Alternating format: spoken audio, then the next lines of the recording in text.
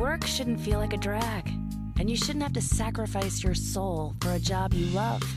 Determined to rethink the future of work, she's out of her depth on purpose. With fresh ideas, interviews, and stories from her life on the road, meet Europe's newest digital nomad, Blair Palmer. Hello and welcome to episode 78 of A Brilliant Gamble. I hope you are really well. I'm recording this from Germany. We've been in Germany for a couple of days. We left Croatia about 3 days ago, headed across the Alps and camped in Austria, right in amongst the Alps. It was amazing. If you've had a look at any of the Instagram photos from that campsite, just impossible not to see a breathtaking view. 360 around the van. It was absolutely gorgeous. And then we carried on, stayed in a campsite just outside Munich actually then. This is the first time we've stayed so close to a big city, and it was brilliant because we could take the dogs on the public transport into the city and spend a few hours there with them. And they were really a hit. Humphrey in particular, people kept coming up to him and taking his photo. I don't think they'd seen a dog that looked quite as much like a bear, maybe ever. So he was very, very popular in Munich. We had a great time there. We're also getting really a lot better at packing up and unpacking. We got here yesterday and kind of unpacked as much as we need. We're only here for about a week, so we unpacked as much as we needed in about an hour, which must be some sort of new record. And today we've been to the supermarket, so we are set. It was really nice being back in the van, actually. We obviously have been in a house for a month, so having a couple of nights camping was great, being out in the fresh air. And actually being in Germany has been really great too. We've only been here for a couple of days, but we're both enjoying the change of scene after a month in one location and a bit more familiarity. You know, we're back to dealing in euros, brands we recognise at the supermarket. And I've been to Germany a few times over the years for client work, so I kind of know how the system works here. And that's a lot of the things I get into with today's guests. Tannia and Erin of Eff the Office are super people. They've been travelling and working for 4 years now, and they've started helping others to do the same. We actually met on Twitter. You know, you can meet people, you can actually make friends on Twitter. You can do that. And we've become big fans of each other ever since that. So if you're thinking of taking your business on the road with you, or simply trying to break away from the traditional office way of working, you'll get a lot from today's show.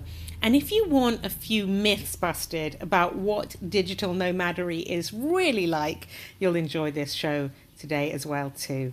So settle back and enjoy the interview. Ladies, I'm so excited to have you on the show. How are you doing?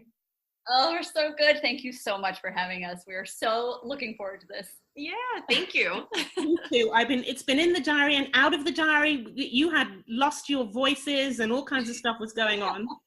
Bad health. It was, poor Tannia, it was really a solid 2 weeks of me asking her questions. And then I'd say, wait, never mind, don't answer that. So that is exactly what the whole entire 2 weeks of our lives. I'm a teacher who couldn't talk for 2 weeks. That was torture. I mean, how did you? Because your business will come to what you guys do and how you live and all of that. But I mean, your business requires you talking. How did you get around that?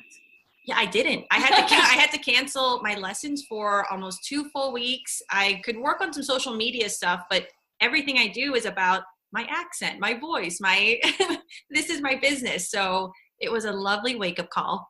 I will also say, watching Tannia deal with not having a voice and have to teach, like, she was pulling out some really innovative things that I was like, how can we do this for our own Eff the Office? Because she was thinking of how to do how to record videos of her doing stuff on social media, how to put graphics to a video up on Instagram. It was just creative, different ways to still communicate a language with people without actually having a voice. It was wild. Well, we'll come to I'm interested in the health aspect because you mentioned that, and that there is something about the lifestyle of working remotely, not having maybe that routine that you can rely on where, you know, this is when I get up, this is when I do my exercise, this is the food I eat, that can really put your health under a lot of pressure, can't it?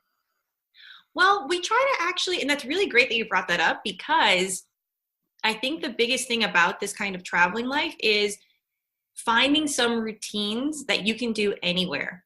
So even when our time zones shift, or even when we have to have like a full travel weekend, if we're crossing an ocean, we have our travel routines that help us feel like there's some consistency, and we have our daily routines. We just shift the times. So if you're flexible with the times, you can still maintain a semblance of home wherever you are. Well, let's backtrack a bit, because we still haven't really explained how you guys, what you do, how you work, where you live. So maybe you can explain a bit about how your lifestyle works and what's a little bit different to maybe the more conventional home office kind of way of living of most people. Yeah, sure. So Tannia and I both work online. And it really started years ago, 2015. We both had more traditional office jobs. And it wasn't until Tannia kind of threw out this bomb that was like, hey, do you want to try to work online and try moving overseas for a brief period of time just to see if we like it? And of course, there's a lot of work that goes into that. Do you want to just try to work online? But we were both able to find work online. So Tannia is an online educator, and I'm a virtual assistant. And we do Eff the Office on the side. So what a lot of people, I think, perceive is that we must be travel bloggers, or we do Eff the Office and do consulting or anything. But that's actually all stuff we do for free. We don't monetize off of that yet. So we have full-time jobs teaching English and being a virtual assistant. And then our quote unquote side hustles, which is the new having a second job, is doing, working on these different projects and working towards monetization. But yeah, our main source of income comes from working 40 hours a week doing one set thing. But like you said, so after we got those jobs online, we both said, let's give it a go. We were both living in the US at the time, and we said, let's try going to Spain. Spain, Barcelona was the first city we landed on.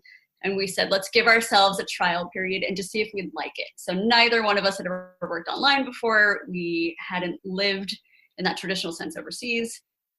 And it ended up being this really wonderful experience that we dove into headfirst. We absolutely loved it. In retrospect, in the moment, I mean, I'm not going to sugarcoat it. The first few months were rough.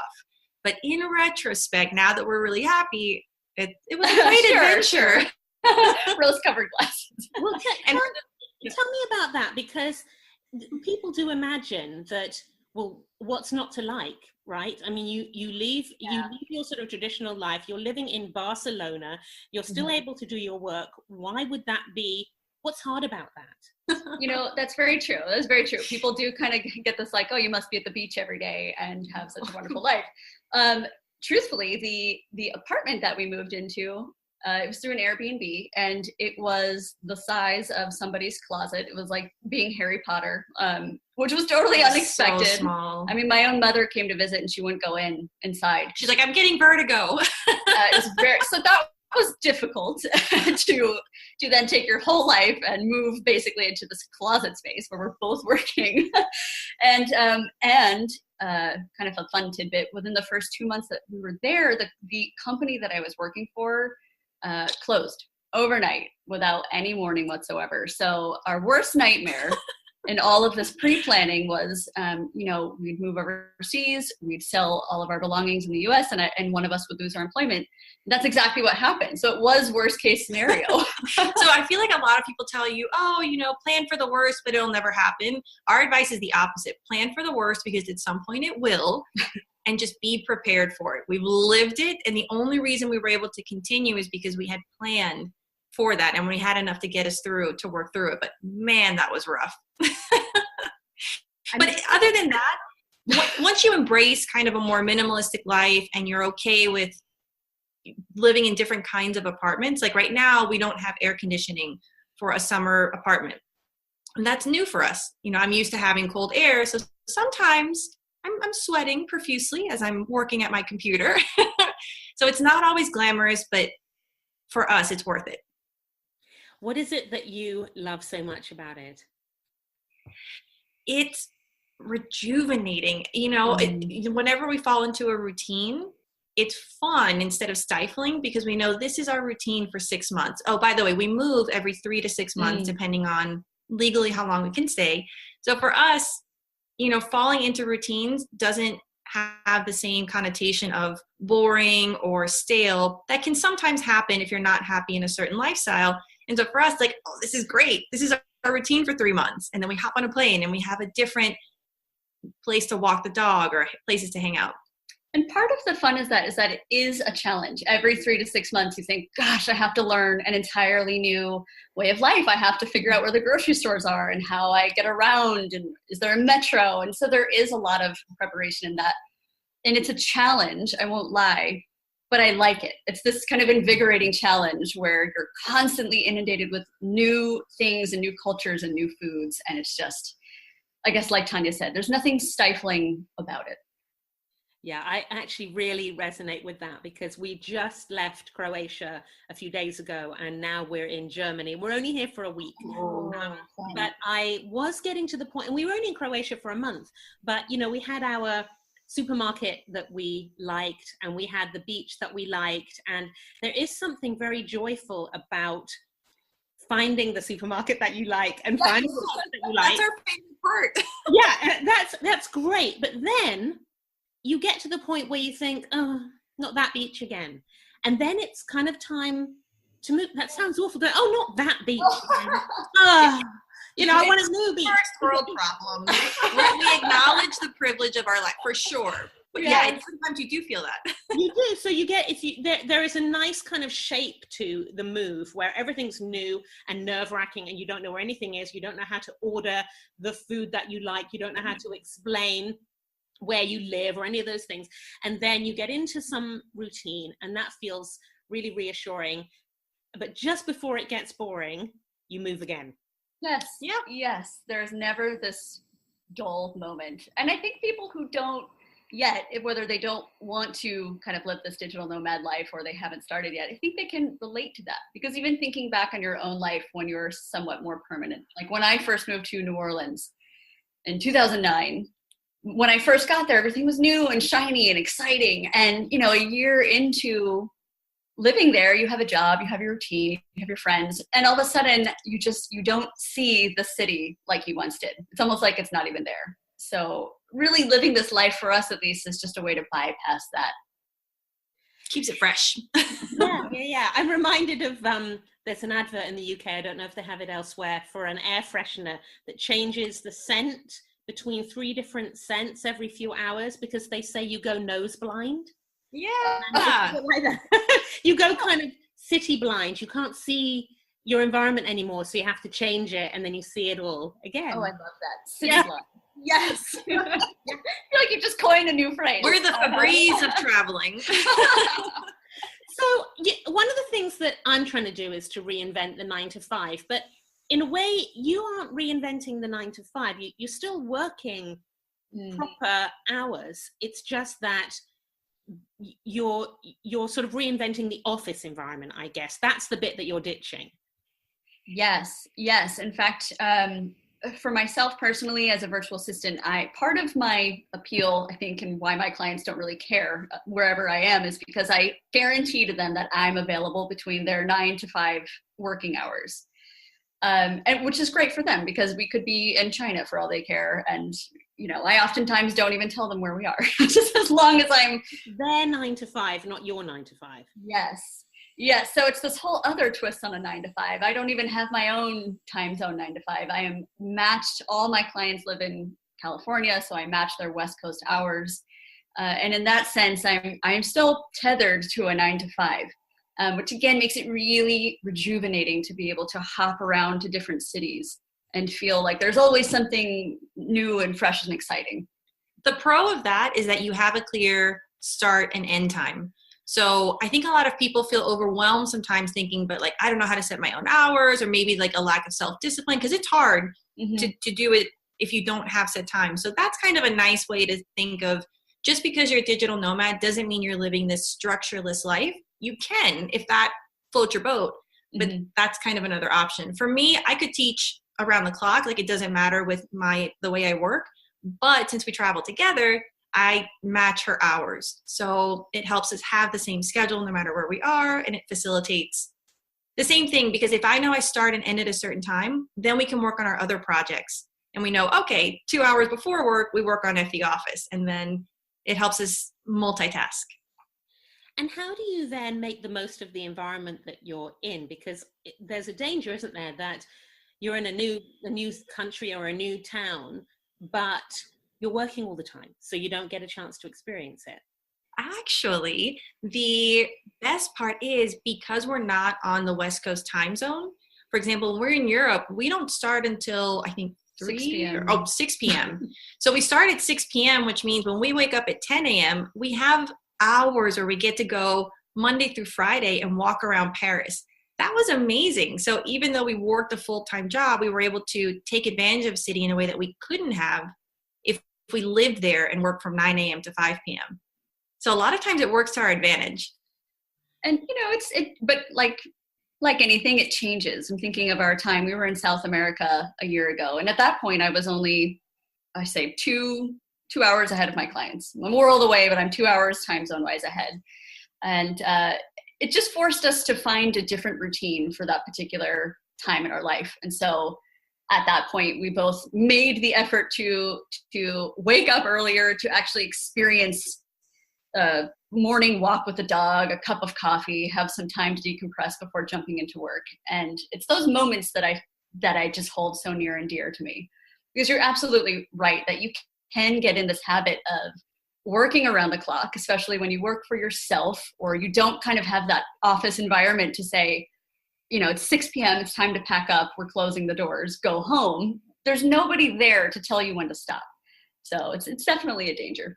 And think about it, like what we would experience in that city if we went for a weekend. It's like that whole checklist of like, I got to see this, this, and that.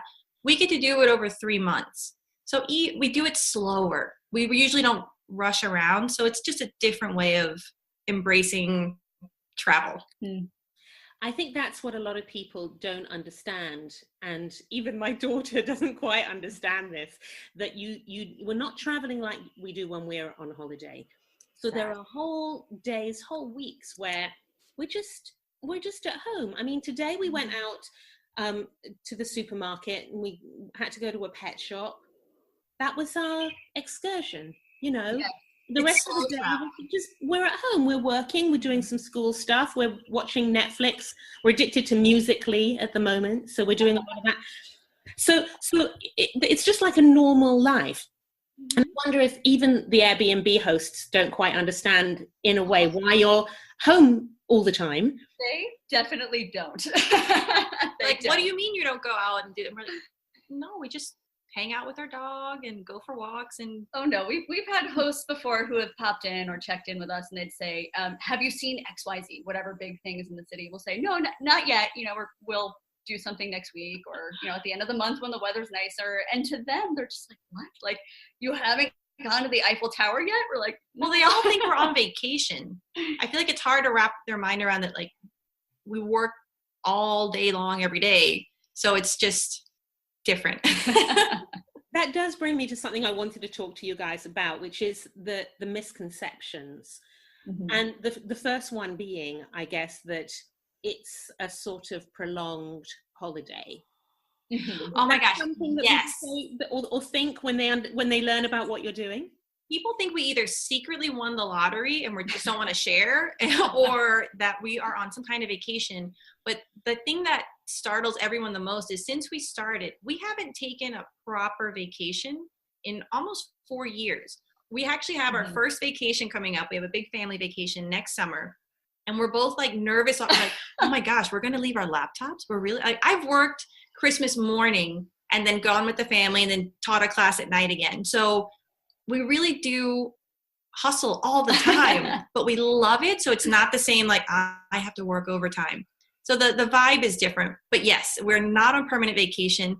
It is a luxurious life. I love it, but it's not, I'm not Mariah Carey going all over the world, We're doing it differently, but no vacation. It's why whenever you see those pictures of a laptop on a sandy beach, I don't know how they do that. I see those either on Instagram or even in the media. You'll see an article in Bloomberg about digital nomads, and I think, nobody does that. Nobody. You can't see your laptop. Exactly, and it gets overheated. Yeah. And I'm not getting sand in a $2,000 laptop. It's not. It is much more mundane in a way than that. And yet, if it were really mundane, we wouldn't be doing it. There's definitely the open the door and you're in a different country, and that is in your face all the time, which is a great thing. You can't avoid it really, which is wonderful. Yeah. But like you said, I think a common misconception, we're not on vacation. It really is just like your life at home. We haven't changed our routines drastically. I still, when we were living permanently in the US, I woke up every morning and had a coffee, read some blogs, took the dog for a walk. And for the most part, any country we're in, I wake up, I have a cup of coffee, I read my blogs, and I take the dog for a walk. So. But our dog walks are in an exciting new city every few months. So for us, we appreciate the little things, having a new neighborhood to get to know when we take the dog out for a walk. So it's like the mundane with something exciting. What are some of the other misconceptions that people have about your lifestyle? Oh, goodness. I think the biggest ones are those two, that we either won the lottery or that we're on some permanent vacation. Another one we get a lot, which is surprising, is we get asked if our families help us financially, which I think everybody thinks our parents pay for us. I'm like, first of all, we're in our 30s. No. Number two, we make our own. I think that either there's this notion of like, you must be privileged or struggling or being helped. Like, there's no way you can make ends meet traveling as much as you do. That's true. In fact, I had a coffee with a family friend in Argentina years ago, and I was going, these are friends of the family. I wanted to treat them because they came out of their way to see me. And at the end, when I went to go pay for the bill, they said to me, well, we know that you're struggling, so we'll get this. And I said, excuse me? I'm like, what? So it's just a bizarre misconception that if you're either a virtual assistant or you're an online educator or you're traveling so much that all your funds just must be stretched to the limit. You're either a lottery winner or broke. There's no in between. I feel like people don't assume that, you have your finances together, you are like rocking it. And I don't know if you feel the same way, but I think part of this misconception is being a woman. A lot of people think that digital nomads are single young men. And along that vein of thought, a lot of people think that you have to be 20 years old to be a digital nomad. They think it's a young person's game. And in fact, we found the exact opposite. Yeah. I wonder if also what's running through their mind is the scenario that would have to exist for them to do it. So they assume, well, if I was going to do it, it would either be because I'd won the lottery or because someone else was paying for it. If I was doing it, the biggest risk would be that I'd be sacrificing my financial stability, and I'd come back when this whole crazy adventure was over to nothing. Yes. And so they maybe bring, and I'm being quite judgmental. I think I'm sounding quite judgmental for all the reasons I didn't do it for years. So, I really get it. I remember sitting there looking at the photos and thinking, blooming Instagram, looking at the photos and thinking, well, it's all right for them, but I can't do it because I'm a mum, because I'm a single mum, because I run a business, because our overheads are gigantic. We've got these 2 dogs. What would we do? So they're all the limitations that I brought to it for years are exactly the same limitations that I think come up for people when they look at me now and look at you now.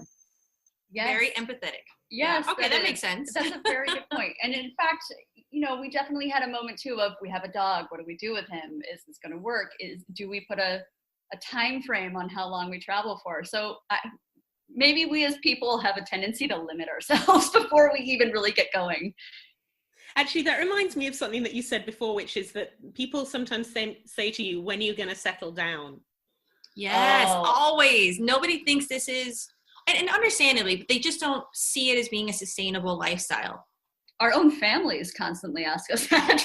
Every year, every time we go back home. So when are you coming back? When are you settling down? I'm like, we're not on some like eternal bachelorette party. We're having, we're creating this, really sustainable, interesting life for ourselves. So it's also nice to get away from that notion of you have to settle down. And I can't say I've met these people, but on social media, I've seen people who in group forums reach out and say, I'm thinking about traveling. Can you give me some advice? And a lot of people come to it saying, I'm going to give myself a year and then I'm going to go home and buy a house. And I think, why limit yourself? So I do think that's a popular misconception, is that this is not a lifetime of travel. This is just get your kicks for 1 year or 5 years. And once you get tired of the lifestyle, you go home.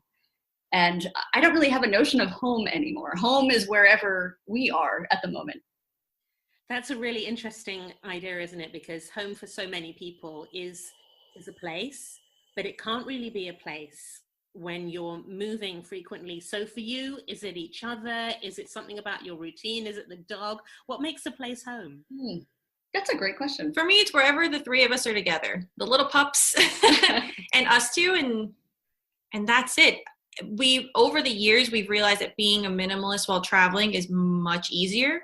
So everything we own fits in our two little carry-ons, and it becomes a very sustainable lifestyle. When you don't have a lot of stuff, you don't spend a lot of money, so you save a lot of money. And I think a lot of people also think if you're a digital nomad, you're just throwing money out and you can't save and invest and do all these other great financial things. But if anything, I think you're more empowered to do it, because you really can't buy a lot of stuff when it has to fit in a little box. Yeah, True. I don't know how you're doing it with 2 carry-ons. It's so fun. Oh, I won't lie. It took us a long time to pare down enough to say our whole life now fits in these 2 suitcases. And the kind of stupid thing about this is we went so extreme recently that when we got to our next destination, I think it was in Paris, we realized we each had like 2 t-shirts and a pair of pants. We were like, oh, we went too far. So like there is an extreme, and we go buy one more shirt. Yeah. I actually have, this might be too much information, but I have a lot of underwear. And one of the reasons is it's really hard to find a place to do laundry. So we try to get Airbnbs that have washing machines, but we don't always manage it. Or this one's not plumbed in this house, we've just discovered. So the washing machine is full, but I can't actually do a load. So I just need a lot of knickers to get through those sorts of emergencies. I love this so much. If you could see the smile on my face, I also have a lot of underwear. So you're welcome, Podcast Nation. Yeah, that's the one thing you have to have enough for. That's right. Everything else you can wear, inside out and back to front, but the underwear thing you got to take care of. So, tell me a bit more about the actual process, because I know that Eff the Office is about helping other people to work remotely and to shake up their lives a bit, to design it the way they want to design it. Mm-hmm. And lots of people that listen to this show are curious about doing that themselves. So someone who hasn't made any decisions yet, but they're thinking, I want to change it. I want to maybe hit the road, maybe take my business on the road with me. How in the first instance, do they actually make the final decision to go? Because that committing to actually doing it has to happen first before you start making logistical arrangements and all of that. Very true. In fact, the commitment is often the hardest part. It's so easy to be wishy-washy about it. But once you make that commitment and you're in it to win it, you're forced to make these decisions that will affect the rest of your life. So I would say the first thing you want to do is, number one, realize it's not going to be overnight. It took us about 6 months from thought to execution to plan for it. So know that okay, yeah, I have time. And number two, that there are different ways to do it. I would say there are about a handful of ways. Number one, if you are happily employed, don't think that you have to quit to do this kind of lifestyle. I have a lot of friends who just approached their employers and said, can I work remotely? And if they allow it, you actually could be a digital nomad and continue to work for the same company that you're with and still have the benefits that you have. So that's one way. And then another way is thinking, a lot of people, I think, have a notion of they have to do their own business entity, and that becomes overwhelming. So you can go for the LLC route and build your own business if you're comfortable with that. But the other way to do it is to do it as a freelancer. For example, she does freelancing and has different clients. I do freelancing, but I work for a bigger company. So even though I'm a freelancer, I don't have to worry about finding my clients because I am under their umbrella. So there are different ways to do it for different kind of business mindsets, whether you're super experienced or you're not. So I would say the first step is, number one, make time to prepare. And number two, really look into your choices and find what suits you best. Not everyone is an entrepreneur, and that's okay. Mm-hmm. It's interesting you say 6 months, because for some people that might feel quite quick. Is there a danger that you can spend too long preparing? You know what? It depends on what you envision. I read an article about another couple who travels like we do, and he actually he had a long-term plan, and he developed his client base for 7 years in order to be able to do the lifestyle that they have. And because of that, he has high-end clients making a nice amount, but it took him 7 years because of the industry he was in. So it's up to you. Some people decide, I'm going to quit and leave tomorrow and see what my bank account can do. So it really depends on, be flexible. For us, 6 months was enough. For somebody else, it might be too, like you said, too fast or too slow. And I think that's the beauty of this community, this traveling and working community, is that everybody is so diverse and everybody's come to this through a very different and unique path. And I think that's the thing that I love the most about it, is there's no right way to do this. And so for somebody who feels like 6 months is too long, really look at your path and what works for you and what makes financial sense for you. And once you've committed to your own timeline, stick to it. Yeah.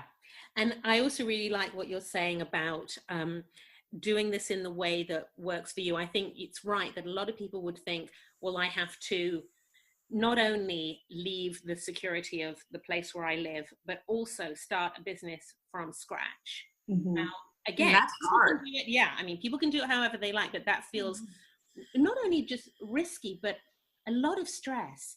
And one of the things that I noticed the first few months that we were traveling was that there's enough stress in just the travel, just getting used to that without adding into it. I've also got a brand new business that's got to start making money for me in the next 6 months. Otherwise, we're really in big trouble. Yeah, absolutely. And sometimes I wonder if it's that kind of mentality of, I have to do it one way, if that's what sets people up for failure.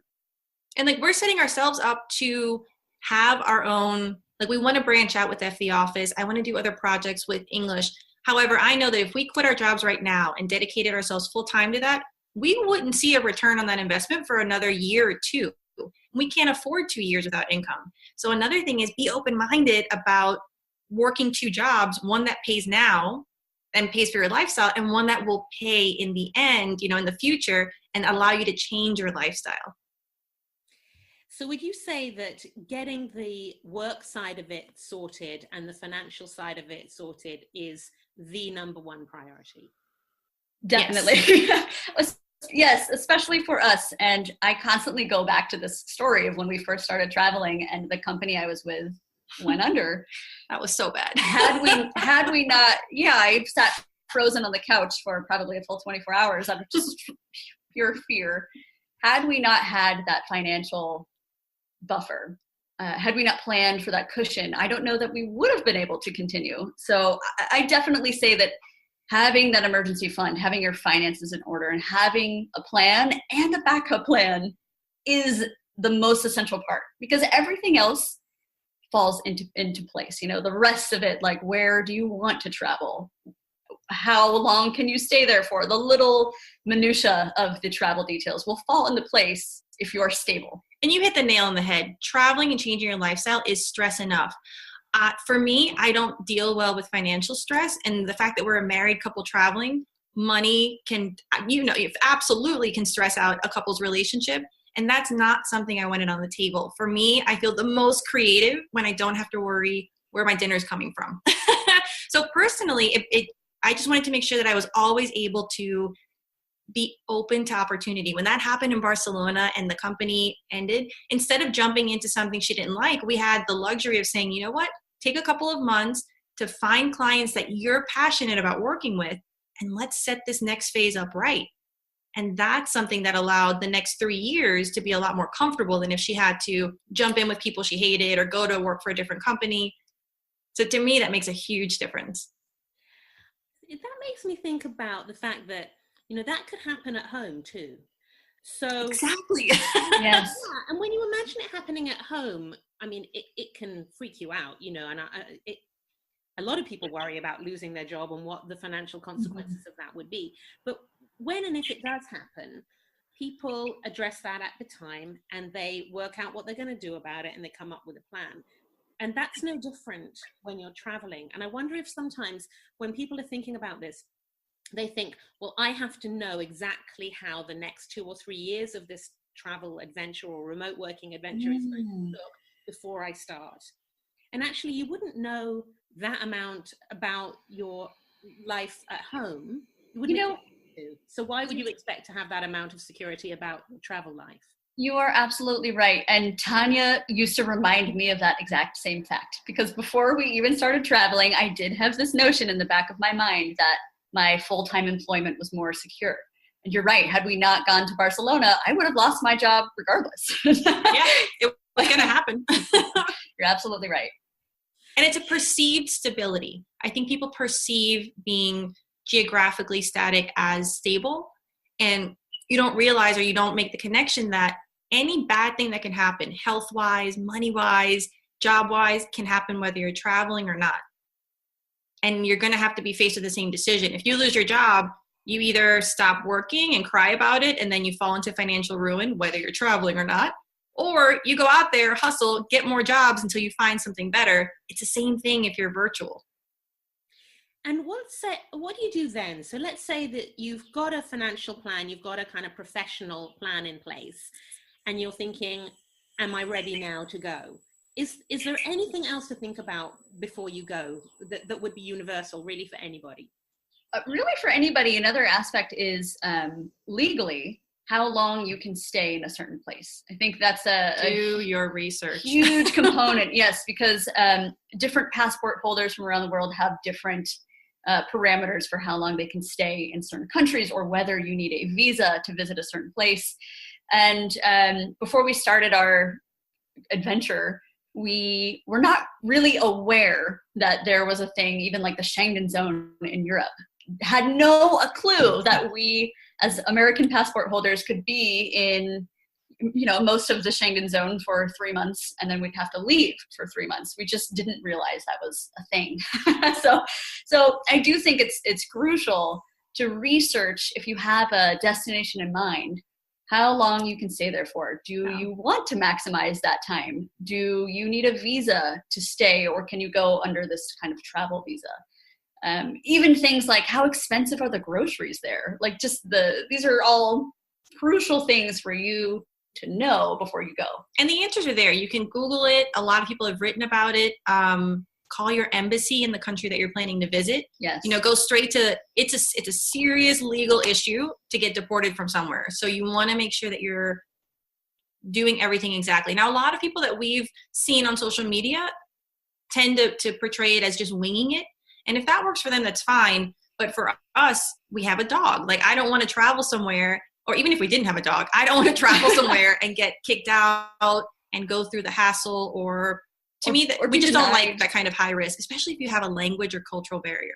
So for me, I would say, do your research and then do more research. And then what? So the money's in place, you know where you're allowed to go and how long you're allowed to go for. Are you ready to go? Yeah. Go. You're ready. And you might laugh at this. We have a spreadsheet.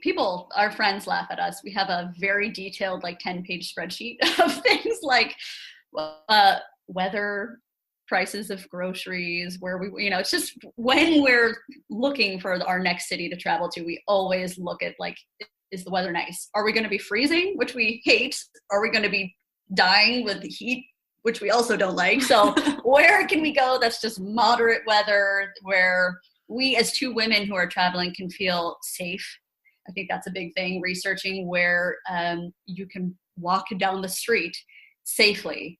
where we're also married. So countries who are welcoming to gay couples is a big thing. So I think, again, this kind of lifestyle is all about you and your priorities and your preferences. So once you're ready to go, find a place that speaks to you, where you're going to be safe, where you know you'll be happy. Go. Don't deliberate so long that you talk yourself out of it. You know, if we would have talked about it more or worried about it more, maybe we wouldn't have made the jump. But make your list, and once you do your checklist, allow yourself to move and go. Empower yourself to like get on that plane. It resonates again so much with me, because what I've learned, and we've only been, I mean, I think this is our 4th month, so we're really early on in the trip in a way, but actually our requirements have become more and more specific. So at the beginning, I was just, well, as long as the place has got, I don't know, like electricity, we'll be fine. Now, I'm only staying in Airbnbs that are hosted by superhosts. And I want there to be a dedicated workspace, and I need an enclosed garden, and I need faster than average Wi-Fi. The list is actually getting longer and longer the more we travel. I thought we would become more and more laid back, but actually the opposite is true. I find the same thing. I'm so glad you said that. Yes, it hadn't even occurred to me, but we're the exact same way. Our first one was, you know, space doesn't matter. But it turns out living in a closet without windows really affects your psyche. So. That was marriage boot camp. So yes, and our list, just like you said, has really grown. You know, we want super hosts. We want windows with natural light. We want a washing machine. It's these little luxuries. Talk to me about some of the, we talked earlier about misconceptions, and now some of the practical steps. You've mentioned about being a couple and being women. So one of the things that I thought at first is, well, I can't do it because I kind of need a guy to be with me. And that's not from a sort of romantic perspective, just what if the van breaks down? What if I need to lift heavy stuff? What if we feel unsafe? And when you look at a lot of the stories on the social media, which is obviously quite dangerous to do, you know, it's nice to have some guy around keeping you safe. That was not going to be an option for me, and it's not an option for you. So are there any, again, limitations that people put on where they think to themselves, well, I couldn't do that because I can't do it because we're 2 women traveling together. I can't do it because I'm a single mom. I can't do it because I'm too old. Can't do it because I've got dogs. Are there any valid can't do it? Oh, valid ones. That's okay. I'm thinking. I know, like, what are some valid ones? To be honest, I don't think there are a lot of valid arguments, because a lot of the arguments, especially the ones that you presented, which are the most common ones for sure, are, again, misperceptions. Like I think if you assume that if you have a male with you, but the male that you're envisioning is strong enough to lift a car or savvy enough to do whatever. Not all dudes come with like this like macho kid of like, I can change a tire or whatever. You know, like it's this assumption that they're going to know everything you don't. And really you have YouTube. Anything we've needed to do that's handy or stereotypically something that you might envision needing a guy to do, YouTube teaches it to you. It's true. You do your own plumbing, you get your own stuff fixed, you call someone for help if you need it. It's true. And yeah, it's empowering, really. Yeah. Because you're no longer limited by this, I need somebody to do this for me. It's all on you. And I also find that people around the globe are incredibly helpful. And I think it's something that maybe is not talked about enough, is that if you need help is there to be found. So just don't be afraid to ask. If you feel like you're over your head or you need help, ask your Airbnb host. Or if you're not with an Airbnb, ask your neighbor. And I'll be honest, Instagram has been awesome for us because we've met other travelers that we happen to see are in the same city. And a lot of the people that we've met are single female travelers. So what I would encourage you to do, whatever you are, whatever like box you qualify, go look for similar people who are doing what you want to do on Instagram. Reach out to them and say, hey, you know, I'm thinking about doing this and this is my fear. How did you address it? So then you get like really niche about your approach and research. If you're a single female who wants to go to Africa for 2 years, go look at people who are traveling there and ask them. People are so nice and forthcoming about it. It all goes back to research. And I think maybe community, I think what you're touching on there is, that you're not alone. And I wonder if the isolation is part of the fear and part of the reality. I mean, I talk to my VA a lot, and I think one of the reasons is that I miss adult company.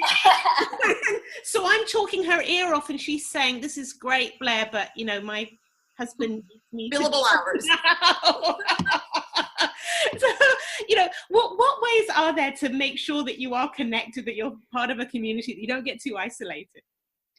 For the first thing is to acknowledge that you can be isolated at home doing a traditional life as well. Anytime you're working from a computer, it's an isolating nature. So whether you're doing it in a white picket fence house, in whatever, Kansas, or you're traveling all over the world, it takes effort. And that's something that was rough for us at first. Even though we traveled together, you still want that sense of community. What do you think? Oh, definitely. And but the beauty of doing this now, and I really thank social media for this, is that you have so many different channels and opportunities to connect with people. So in certain cities, we've looked up meetup.com. In smaller cities where maybe Meetup doesn't exist, we've turned to Instagram and have actually met a lot of long-lasting friends from just people who happen to be passing through at the same time. And or even when we were in Paris, there were several times that we walked to a cafe or a Starbucks to do some work. And I ended up chatting with people sitting next to me because they were interested in the website I was working on or ebook that I was writing.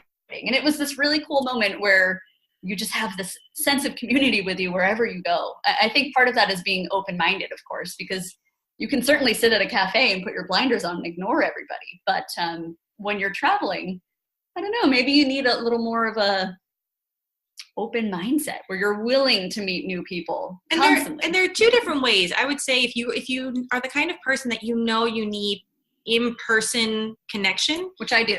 And I don't. To me, I'm fine with virtually. So we're very different personalities. So if you like in-person connection, there are a couple ways to do it.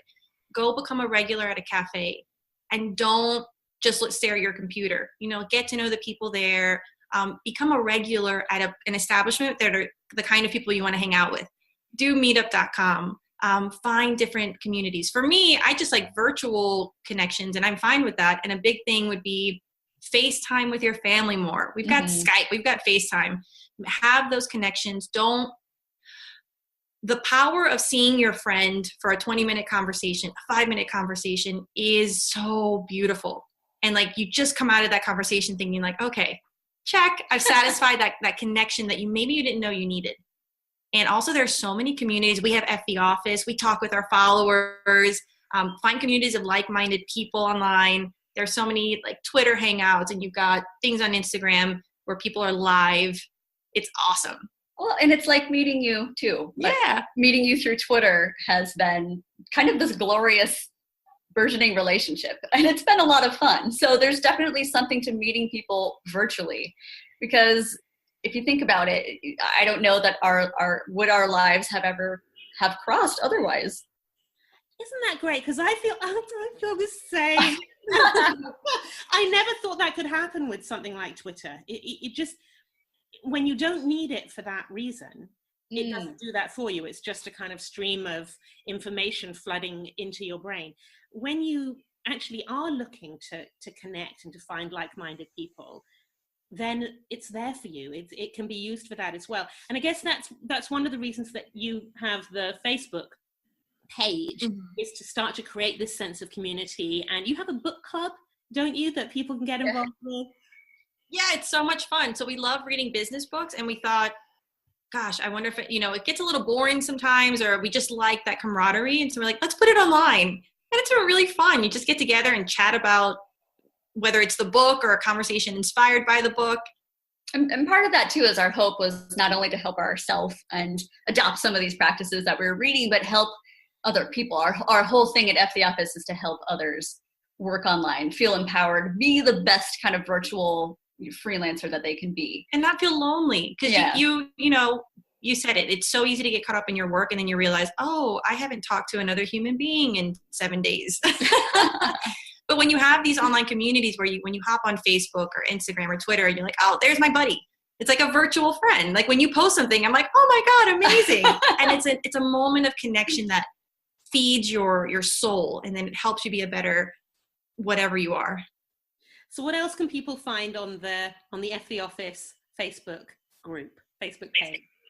Well, Saturdays we do book club meetings where we talk about what we're reading. Right now we just got into Mel Robbins' 5-Second Rule. Obsessed with it. Have you read that one before? I don't know it. Oh So my gosh. good. It seems like the most simple rule you've ever heard.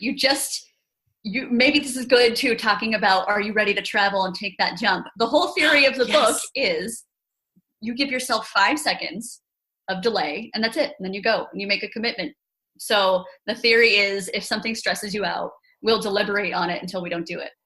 The book says, if something stresses you out, like the notion of packing up and moving abroad, 5, 4, 3, 2, 1, go. And just commit. And I tell you, this book, we're only in the first few chapters, is life-changing. We have the audiobook and we're listening to it while we work, and every now and then we're like, yeah, oh my God. And it's just so fun. So we're very excited to talk about So this that's on what Saturday. we do. That's what we do Saturdays on Facebook. We do this. Yeah.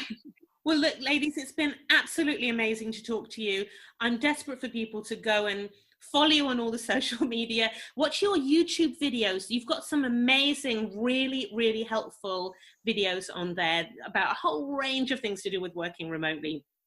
I still have to buy all the stuff that you've suggested for all the equipment that you need for making your own films, your own YouTube films. It's on my list. So really, really great resources. And you're in Canada at the moment. Where's next for you after that? New Orleans. We're going home for a few months for Christmas. Yep. It's our first Christmas with family in years, so we're very excited about this. And then we're thinking maybe Mexico and Spain or Italy. So we're still planning next year. Yeah, our spreadsheet is full, trust us. So. Oh, I need the spreadsheet. Mine is all scribbled on bits of paper. I need the spreadsheet. I live by it. Yes. It's so helpful because you forget everything you plan. I do. Well, thank you so much. Have a great rest of the day, evening. I've got no clue. It doesn't really matter what time it is there for you. So have a fantastic rest of your day, and thank you so much for talking to us today. Thank you for having us. This was such a blast. Really, thank you. We love all your social media too. We'll continue stalking you. Likewise. I'll stalk you too. Yay! Bye. Oh, there were so many things I enjoyed about talking to those two. Just normalizing some of my experiences was great. It's not all long legs and toned abs lying around on a camper van bed in perfect lighting for a selfie. It's real life with supermarkets and arguments about the washing up and picking up dog poo from the back garden. But you're doing all those things in another country, which does make it a little bit more fun. Do check them out. The links to all their social media, including their brilliant Facebook page and their YouTube channel, are in the notes for this episode. And, of course, please stay in touch with us here at A Brilliant Gamble. With information about how to do that, here's the lovely Ivy Palmer.